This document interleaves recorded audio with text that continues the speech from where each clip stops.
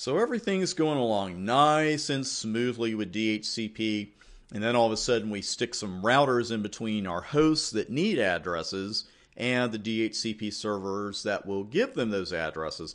And our nice clean process just got a little bit messy because routers don't forward broadcasts. And as we saw in the last video when we did the DHCP process walkthrough, the entire process is dependent on broadcasts. Broadcasts are like oxygen to DHCP. So to solve this problem, we need a little help from a command called IP helper address. And what this does, it allows the router to serve as a DHCP relay agent by changing some IP addresses. So if we're changing some IP addresses, you and I as network admins better know what's going on there. The helper part, that's where the help part comes in, because the router can take this incoming broadcast and make two major address changes to that packet. First off, the source IP address is changed to that of the router interface that received the packet. And in this case, I didn't number them here, but it would be this interface facing the host. So that's a little interesting. We'll see why it does that in just a moment. Here's what we're most interested in right now. The destination IP address of the packet is changed to the IP address of the DHCP server. So since that destination address is no longer a broadcast, the router can route it. Yeah, see what we did there? In all seriousness, that is a fantastic little command, and it really does help us out here. I'm going to show you exactly where you have to configure it, because this is a little real world versus theory note for you. I've seen plenty of networks that had IP helper address like on every Ethernet interface they ever had. And sometimes they needed it, sometimes they didn't, but it didn't really hurt anything. When you're working with OSPF in your CCNA studies, or you take that free hub and spoke course that I have on Udemy, there's a neighbor command that we have to use in a certain scenario. And while it's only really needed on the hub, I've seen plenty of configs that put it on the hub and all of the spokes.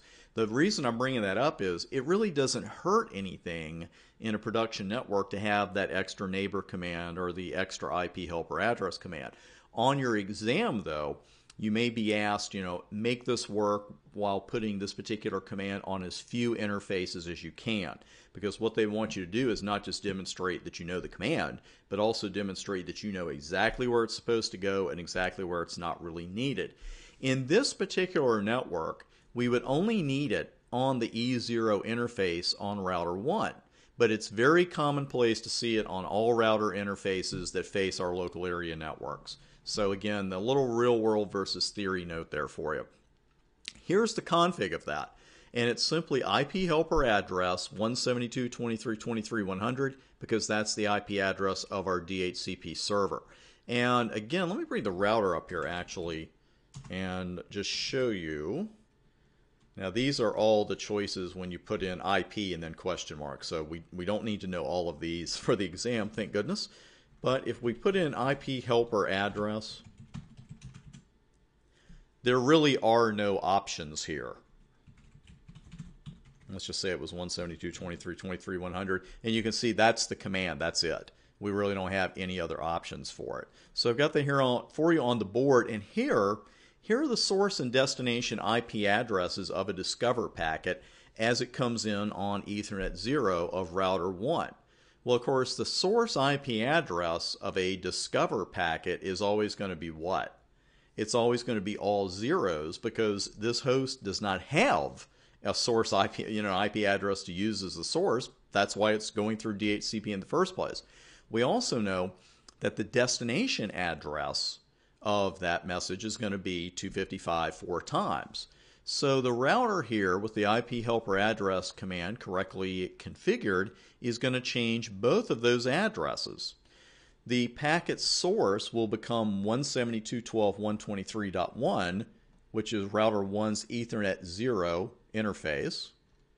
And the destination is changed to 172.23.23.100, the DHCP server itself. So again, we've got two changes in that scenario that we should be aware of. The source is all zeros, and here the destination is all 255s, and both of those will be changed by the router.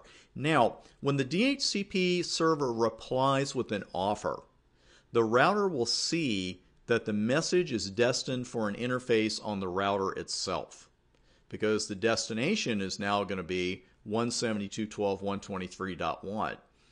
That's a tip-off to the router that this is a DHCP message that needs to be relayed, so it sets the destination address to all 255, and then it's relay away. That's it.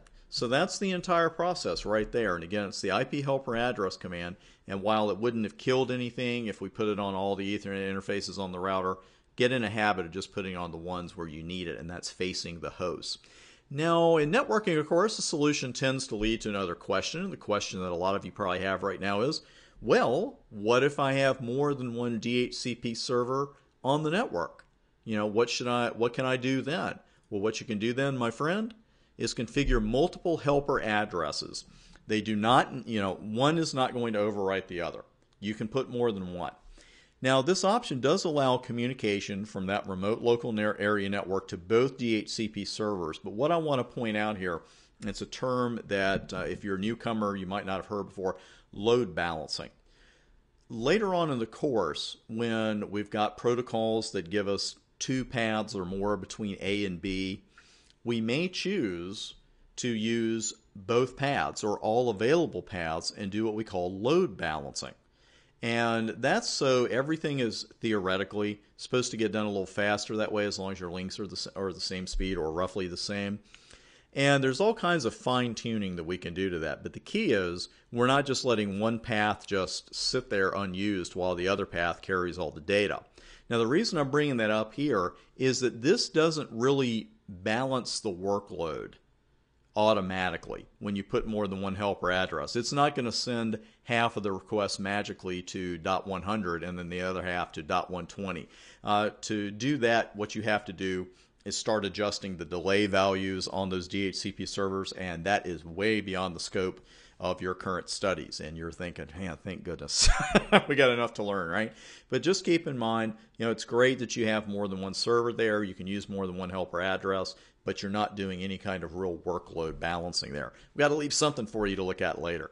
Now, you'll see I have configuring DHCP with Cisco routers and then nothing after it, because I'm going to set up a lab with this. We're going to work with that a little bit, and I'm going to show you some basic commands on actually making a Cisco router a DHCP server. It's pretty cool. The syntax does take a little getting used to, but hey, what doesn't in this business? And we will jump right into that at the beginning of the next video. See you there.